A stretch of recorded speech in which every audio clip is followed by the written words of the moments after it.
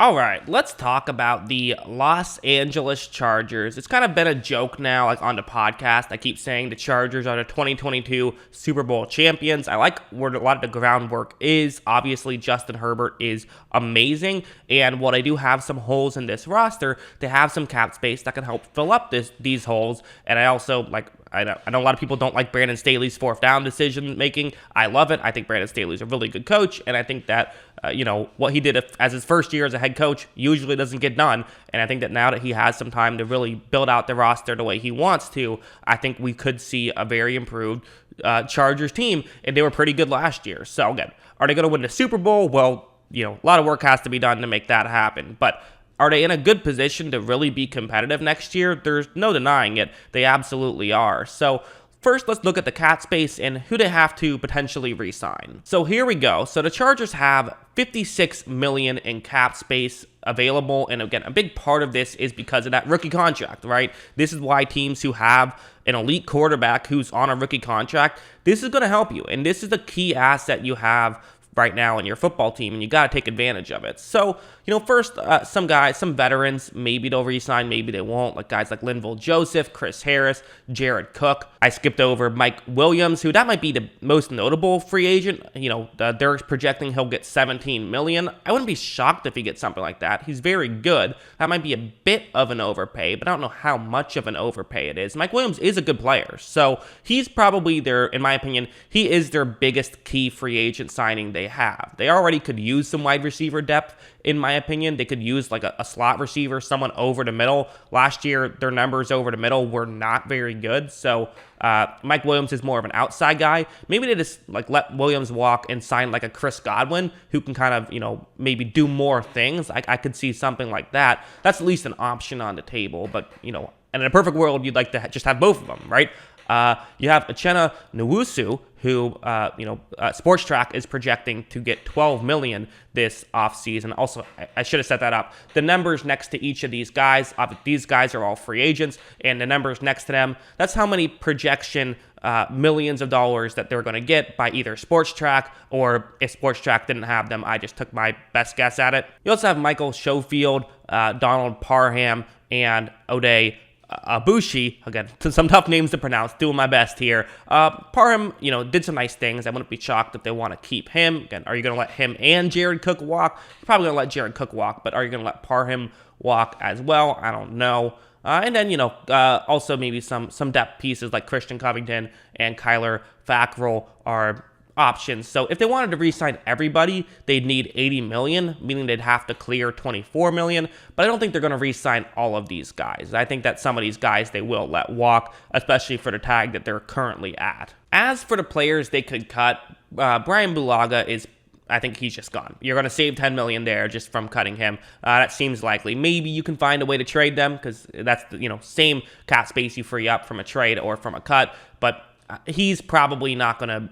I would be surprised if he is on the roster, unless maybe they literally don't have anyone else they can sign, so they just end up keeping him. I think he'll be gone. Also, Michael Davis, they could save $5 million. Who he's done some nice things, over the course of his career. But these past few years, 2018 he had a good year, but since then, listen, Pro Football Focus isn't the Bible, but he was graded their 97th best cornerback, so I wouldn't be shocked if they clear up $15 million by getting rid of those two guys. So this chart is, speaking of Pro Football Focus, this is going to be where they ranked in each positional category. So these are kind of, looking at this can sort of let you know, okay, what do they need to improve upon from last year? The passing and the offensive line is good.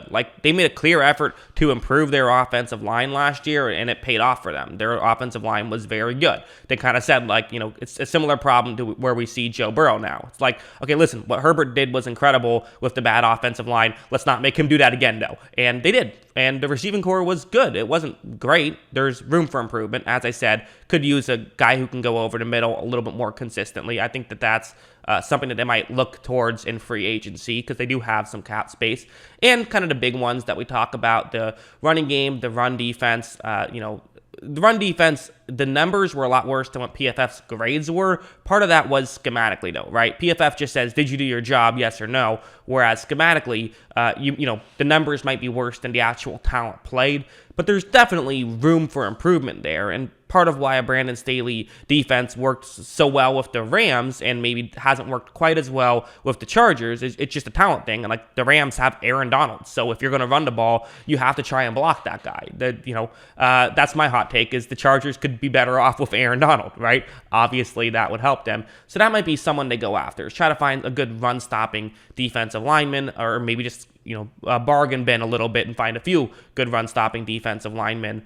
The pass rush was good. I mean, Joey Bosa's most of that, right? So that's not an issue by any means. And then the coverage unit, you could improve. Maybe some of that is just letting the young guys get a little older. Maybe that's what you do. But if you let Chris Harris Jr. walk, well, you got to figure out some stuff. Like Asante Samuel Jr., he's a young player. He wasn't perfect. He did make some splash plays. You hope that he can continue to get better. So they could maybe use a corner. Maybe you use that in the draft. Maybe you sign one. There's several options you could do there. But that's probably the main areas that they're probably going to want to improve upon is, a receiver that can go over the middle, and then just a lot of defense. That's, I would assume, what they're going to really look at. So yeah, at the end of the day for the Chargers, will they win the Super Bowl in 2022? Well, okay, listen, they got some work to do. And some people might say, well, the $50 million isn't actually that much when you think about how many players they're going to have to replace and all that stuff. But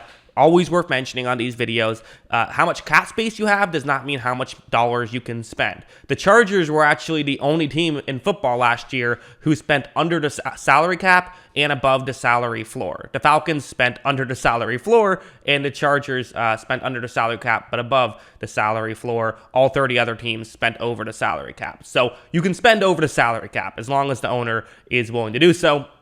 Who knows? But that's the way that this works. So because of that, you can spend over the salary cap, and it's not that hard line that you have to spend. This isn't hockey. You are allowed to basically just push the can down the road, put some money in future seasons, which basically every team does. The Chargers would be smart to go along with that. So will they do that? Who knows? But because of that, like a Davante Adams signing is possible. That's a legitimate thing they could do. And if they sign Davante Adams, maybe it's okay, let's lose Mike Williams and get Davante Adams. That's a huge upgrade. Keenan Allen's now a wide receiver too. We're getting maybe the best wide receiver in football, and we already have a great passing, game because we have a great quarterback. We're just making it that much better.